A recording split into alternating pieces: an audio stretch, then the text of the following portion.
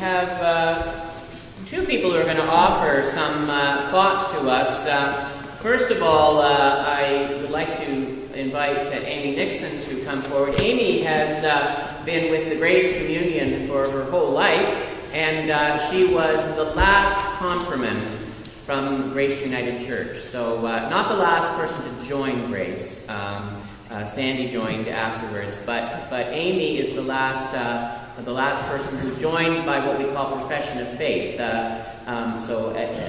By renewal of baptismal faith, which is confirmation. And so Amy's going to offer some thoughts.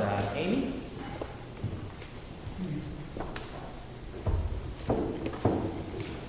The church means a great deal to me. The church has shaped me as a person. I have been a part of the congregation practically all my life, and some of my best memories were with Grace Church, like playing in the nursery room with the toys and the other kids, my journey through the guiding movement, all of the Christmas Eve services and lighting the candles, doing puzzles in Miss Sharon's room, singing Happy Birthday to Jesus on Christmas when I was 3. Some of you remember that. All of that, gone. Sometimes I look back on those memories with a fond smile. The transfer to St. Mark's was a difficult process for me. Mind you, at the time, I didn't know that if we'd stayed in Grace much longer, she could have collapsed right on our heads.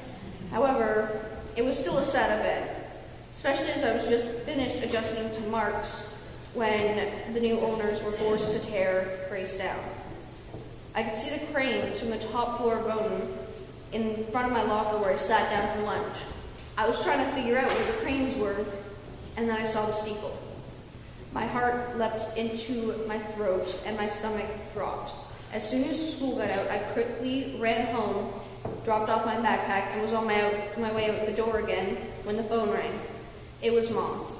She was watching the process through the window at Starwood. She could see the cranes picking away at the roof. Then as she saw the crane smash into the side of the building, her voice cracked over the phone, and she broke into tears. I could hear it. After I hung up, I raced out the door and didn't stop running until I got to the church.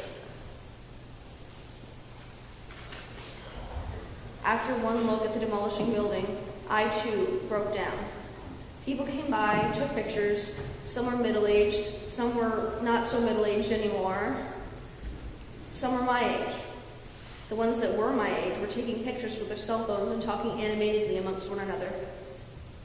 After about a minute, they laughed as they walked away. My disgust swelled. Here I was, bawling, and they just laughed and took pictures, no doubt to put on Facebook later on that evening. After a while, I decided to go home. The demolishing of Grace was hard. It was hard on all of us, but that's in the past now. The strength and love from the friends and family that was Grace will continue as we become New Vision. New Vision United is the future of all of us. And I can honestly say I am proud to have been part of Grace, and I will continue to proudly be a part of New Vision. The church has, is, and always will be a part of my life.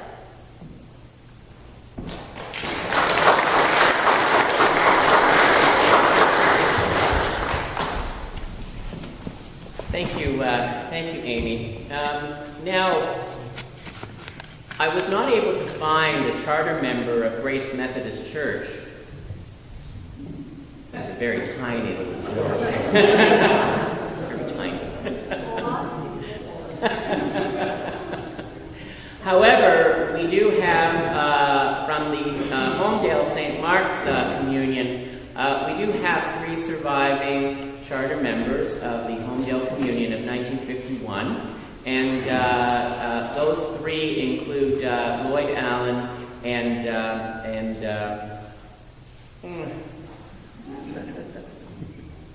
Lynn Wilkins, and our 3rd charter member is Nancy Mayberry. And Nancy Mayberry, who at the time she joined would have been Nancy Kennington, Nancy's here to offer a few words to us. Nancy?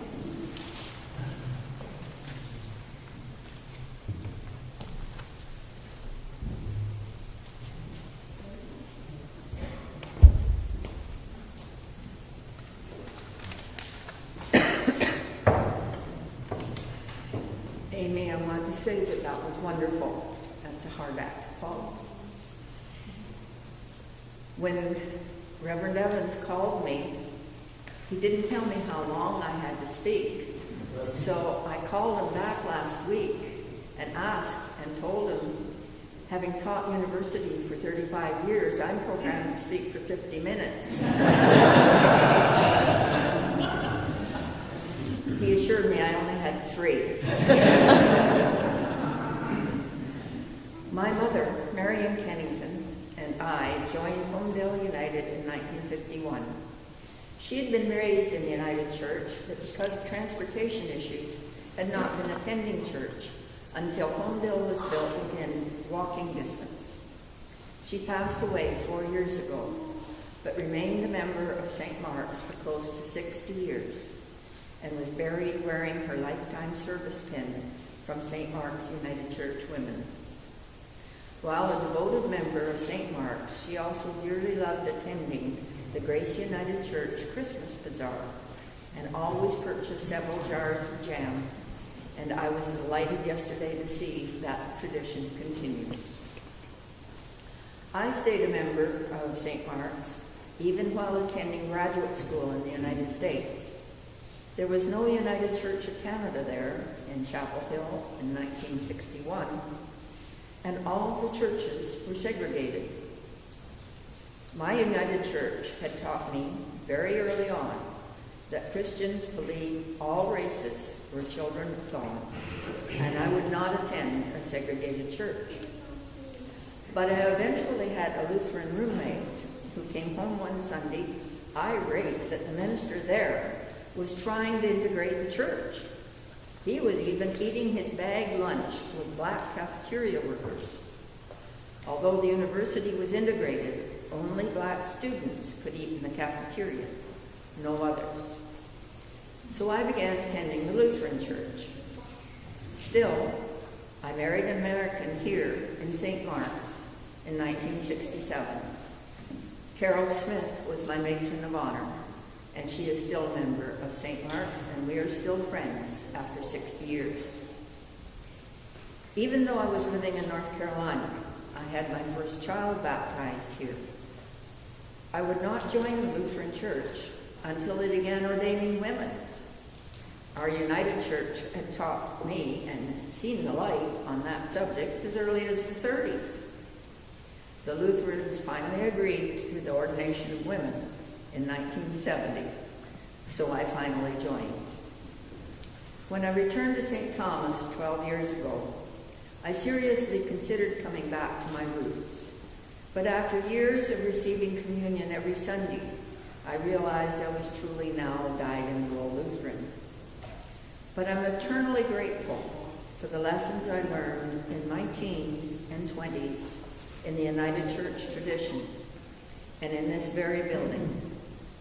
It has informed my whole theology, especially my liberalism, throughout my entire life, and I'm very grateful for it.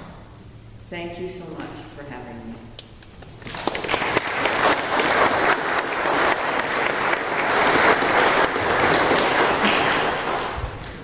Thank you so much, Nancy, for those words. And if Madison and Gina would like to head on for their next part of their ministry together.